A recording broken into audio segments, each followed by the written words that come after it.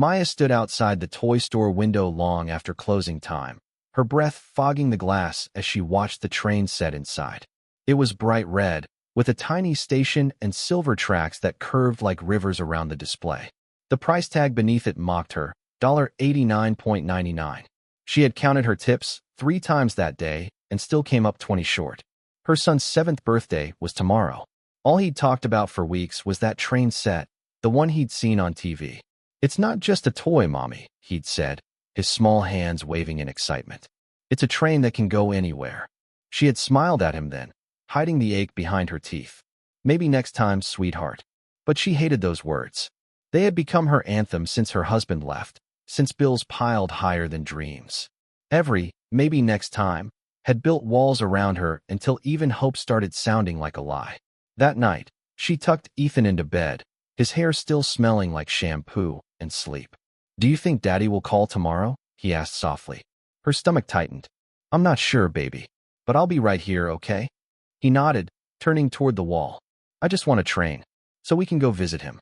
She kissed his forehead, whispering, "We don't need a train for that. We just need love." But when he fell asleep, she sat by the window, staring out at the dark city lights, and whispered to herself, "Then why does it feel like love isn't enough?" The next morning came too fast. She'd promised herself she wouldn't cry, but as she poured milk into a half-empty cereal box, the silence in their small apartment made her throat tighten. Ethan woke up smiling anyway, wearing a paper crown he'd made at school. "I'm 7, he shouted, running into her arms. "Yes, you are," she said, kissing his cheek. "My big boy." They had a tiny cake from the grocery store, 1 candle, vanilla frosting, and for a moment, the world felt warm again. She told him to make a wish. He closed his eyes, lips moving silently. When he blew out the candle, she asked, "What did you wish for?" He grinned. "If I tell you, it won't come true." She laughed, pretending not to know it had wheels and tracks and a red engine. After breakfast, she went to her shift at the diner. The rain came in waves that day, turning the city gray. Customers were few, tips were small, and by evening her feet ached. She checked her phone during her break. No missed calls, no messages. At 8, she dragged herself home, holding a small cupcake she'd saved from the counter for Ethan. She climbed the stairs, key in hand, but stopped when she saw something by her door. A box, brown, slightly wet from the rain, tied with a simple blue ribbon. No return label, no note, just her name scrawled in thick black marker, Maya Carter. Her heart pounded as she knelt to pick it up. She looked around the hallway, but it was empty. A flickering light buzzed overhead. Slowly, she carried it inside. "Ethan," she called. "Baby, someone left something for us." He ran out of his room, still wearing his crown. His eyes widened. "Is it for me?" "I don't know," she whispered, her hands shaking as she untied the ribbon. The tape peeled away softly. Inside, beneath a layer of tissue paper, lay a brand-new red train set.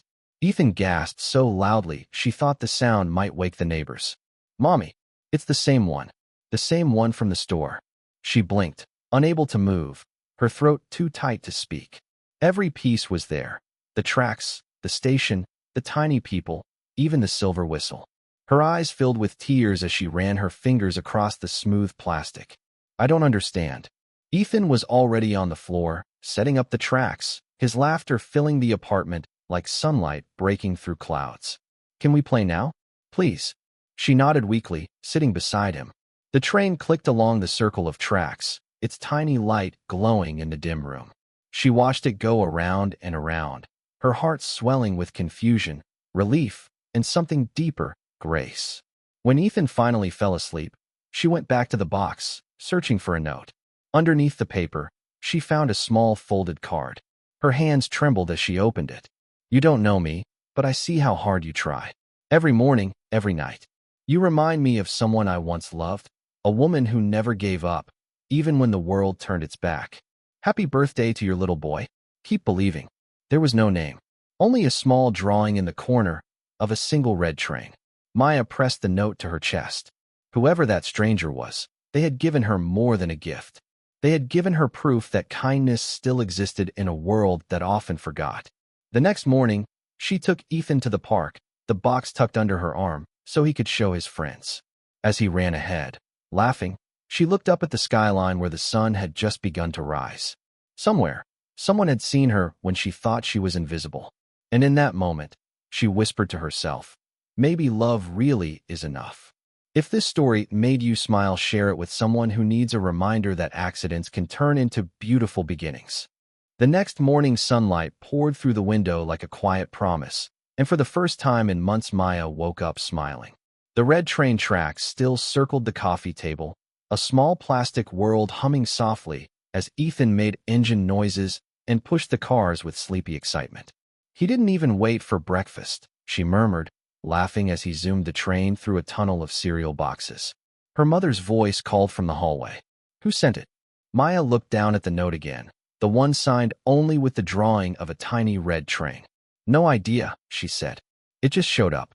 Her mother shook her head, smiling faintly. Then whoever they are, they've got a good heart. Ethan tugged her sleeve. Mommy, can we write them a thank you card? The request hit her like sunlight breaking through clouds. Of course we can, she said softly. They spent the morning crafting one together. Ethan's uneven letters spelling thank you for my train, and a crayon drawing of two stick figures, one tall, one small, holding hands beside the red tracks. She taped it to the inside of their apartment door, hoping the mystery giver might somehow see it. The next few days slipped by quietly until Thursday evening, when Maya was locking up the diner after her shift. A man in a dark coat stood near the door, waiting but not in a threatening way. He looked about mid-30s, hair slightly tousled, expression calm. You're Maya Carter, right? He asked. She froze. Yes. What? He smiled faintly. You don't know me, but I was the one who left the box at your door. Her breath caught. You? He nodded, hands deep in his pockets. I saw you and your son outside the toy shop that night. I was parked across the street, waiting for someone. You looked like someone trying too hard to stay strong. I remembered that look. She didn't know what to say. Gratitude tangled with disbelief. You didn't have to do that. You don't even know us. I didn't do it because I had to, he said quietly. I did it because someone once did the same for me. She studied him more closely now. His eyes held the same tired kindness she saw in her own reflection some days. Who are you? Noah, he said. Noah Bennett. I own the building you live in. Her mouth fell open. The landlord. He smiled. Not exactly. The company manages the property, but I visit sometimes. I like to know who I'm renting to. You always paid on time, even when I could tell it wasn't easy. Maya swallowed hard. I didn't want to owe anyone. You don't, he said softly. That gift wasn't charity. It was a reminder. Of what? That good people still exist. And sometimes they're the ones who need reminding the most. For a moment the street went quiet except for the sound of distant traffic and rain beginning again, light and steady. She looked down, blinking back sudden tears. You really didn't have to. He shrugged. Neither did you when you brought coffee to the bus driver last week. Her eyes widened. You saw that. I see more than people think, he said with a faint smile. Kindness doesn't go unnoticed. They stood there for a few seconds that felt longer than a conversation should. Then he reached into his coat and handed her a small envelope. This isn't money. Don't worry. Just open it later. She hesitated but took it. You sure? Absolutely. Tell Ethan happy birthday again. When she looked up, he was already crossing the street, disappearing into the rain. At home, she sat on the couch with the envelope in her lap. Inside was a folded piece of paper and a small brass key. The note read, There's a studio space on the 3rd floor that's been empty for a while.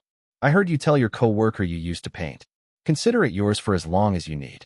Rent-free. Her hands shook as she held the key. She hadn't touched a paintbrush since before Ethan was born. Life had become too busy for dreams. But suddenly, the old spark flickered again, fragile and alive. That weekend she took Ethan upstairs. The studio smelled of dust and sunlight, its large windows opening to the skyline. She laid a blank canvas on the easel and smiled at her son. What should we paint first? A train, he said immediately, grinning. She laughed. Of course. As the first streak of red spread across the white canvas, she realized that sometimes gifts weren't about what was inside the box. Sometimes they were doors quietly opening to the next chapter of your life. And standing in that empty studio, with her son laughing beside her and the city glowing outside the window, Maya whispered to herself, maybe love was always enough. It just needed room to breathe. That night, Long after Ethan had fallen asleep, the city was quiet except for the hum of cars far below their window. Maya couldn't stop staring at the little studio key on her nightstand. It caught the streetlight like a secret, a promise wrapped in brass. She picked it up, feeling the cool metal against her palm, and wondered how one stranger could turn an ordinary day into something that felt like destiny. The next morning, she woke before sunrise, tiptoed past Ethan's room, and slipped upstairs to the studio. Dust motes floated in the pale light, and the silence felt alive, like it was waiting for her. She set a blank canvas on the stand, opened her old box of paints, and froze. She hadn't touched a brush in 7 years. She dipped it in red, her favorite color, and began to paint the train, the same one from Ethan's gift, bright and full of motion. By the time the sun climbed high over the city, she was covered in color and smiling through tears. For the first time in years, she felt like herself again. That afternoon, she saw Noah waiting near the mailboxes downstairs, a small envelope in his hand. He smiled when he saw her, a quiet smile that seemed to carry more weight than words. "I used the key," she said softly. "Good," he replied. "I was hoping you would." "I painted something," she said. "It's not done yet, but I'd like to see it when it is." She hesitated, studying his face. "Why me, Noah? You could have helped anyone." He looked down at the envelope, turning it in his hands. "A few years ago, my wife passed away," he said quietly. "She used to run an art program for single mothers downtown. She believed people like you kept the world kind when the rest of us forgot how. When she died, I stopped the program. I couldn't face it anymore. But that night, when I saw you and your son outside the toy store, something about you reminded me of her." Maya's heart twisted. "I'm so sorry." He smiled faintly. "Don't be. You gave me something back without knowing it."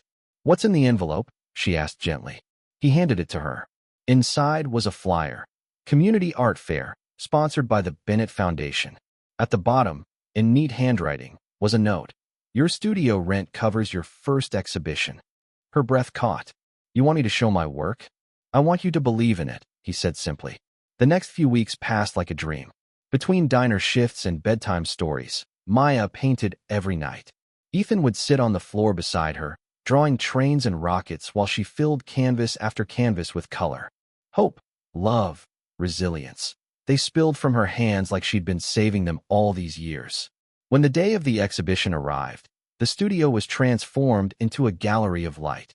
Her paintings lined the walls, stories of single mothers, tiny apartments, rainy windows, and one red train that kept moving forward no matter what. People wandered in, smiling softly as they looked around. Ethan ran up to her, holding a paper cup of juice. "Mommy, people like your paintings." She bent down, brushing his hair back. "They like our story, sweetheart." When she stood again, Noah was watching from across the room, dressed simply, a quiet pride in his eyes. He walked over and nodded toward the red train, painting at the center. "That one," he said. "It's the heart of it all, isn't it?" She smiled. "It's where everything started." He looked around at the walls glowing with color. "No," he said softly. "This is where everything began again." The night ended with applause, laughter, and tears. People asked for commissions. Her name was written down for interviews. And for the first time in years, Maya didn't feel like life was surviving her. She was living it. Later, when the gallery emptied and the lights dimmed, she stood by the window watching the city lights blink. Ethan had fallen asleep on a bench, clutching his little train, and Noah stood beside her, silent. She whispered, "Do you think he'll remember this when he's older?" Noah smiled. "He'll remember that love found its way to your door when you needed it most." She turned to him, eyes glistening. "You changed our lives, Noah." He shook his head gently. "You changed mine first." Outside, the streets were still wet, reflecting the glow of the city like 1,000 tiny stars. And as the night wrapped around them, Maya realized something beautiful. Sometimes the smallest kindness, like a box left at a door, can open every closed chapter of your heart. The city was quiet that night, but inside Maya's apartment, everything still hummed with leftover joy from the exhibition. Canvases leaned against the wall, half wrapped in brown paper, each one carrying a piece of her heart. Ethan was already asleep, his little red train parked neatly beside his pillow. She tucked the blanket around him and stood there for a long time, watching his small chest rise and fall. the calm rhythm grounding her after everything that had changed. She turned off the lights and stepped onto the balcony, the cool wind brushing against her face. Down below, the street lamps painted the sidewalk in soft gold. For the first time, she felt like she wasn't standing on the outside of her own life looking in. She belonged here now, not just surviving, but building something. Her phone buzzed in her pocket. A message from Noah. Couldn't sleep. The gallery owner called. 3 of your paintings sold tonight. Maya covered her mouth with both hands, her heart leaping. She texted back quickly. That can't be real. His reply came almost instantly. It's real, and she wants more. She sank into the balcony chair, laughing quietly through tears. The woman who had once counted pennies for rent was now being paid for her dreams. It didn't feel like luck. It felt like something she had earned through every hard night, every tear she refused to let defeat her. A soft knock came at the door. She frowned, checking the clock. It was nearly midnight. She opened it slowly, and there was Noah, half drenched from the drizzle, holding 2 cups of coffee. You didn't have to come all this way, she said, surprised but smiling. I wanted to see your face when I told you in person, he said, his grin tired but warm. You sold your first paintings, Maya. You did it. She took the coffee, still too stunned to speak. I don't even know what to say. Say you'll keep painting, he said softly. I will. I can't stop now.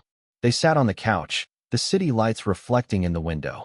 He told her how the gallery owner wanted to feature her work in a charity auction, how people had asked about the story behind the red train painting, and how he had almost cried when he heard the applause for her that night. She laughed. You? The big businessman who never shows emotion. He smiled shyly. I've had a lot of practice hiding it. You make it harder. For a moment, the room fell quiet. The rain softened outside, and the hum of the refrigerator filled the space between them. Then she said softly, You know, before you left that box at my door, I thought life had already given me all it could. I never imagined there was still more waiting. He looked at her, eyes gentle.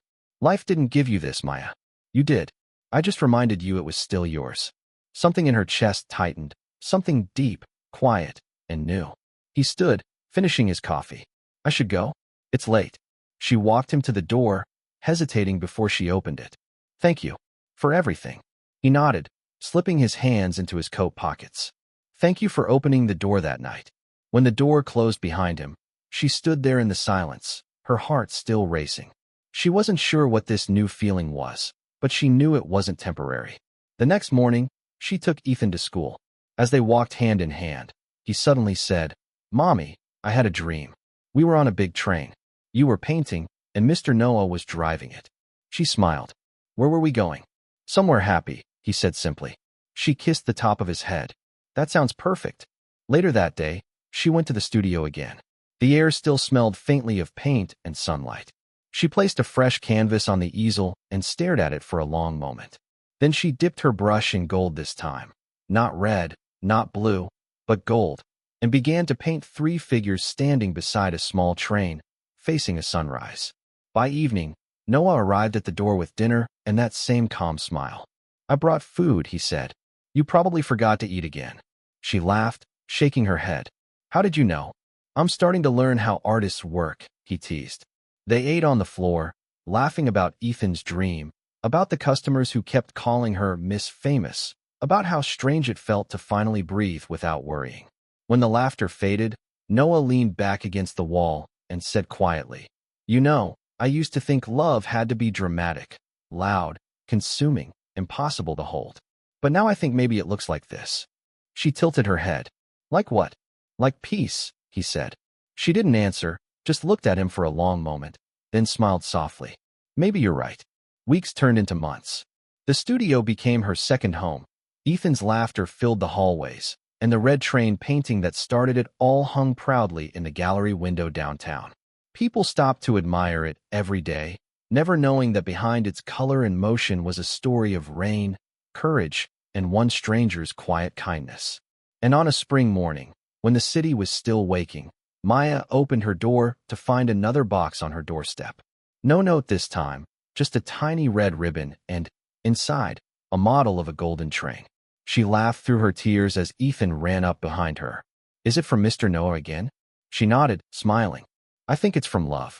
If this story made you smile, share it with someone who needs a reminder that accidents can turn into beautiful beginnings.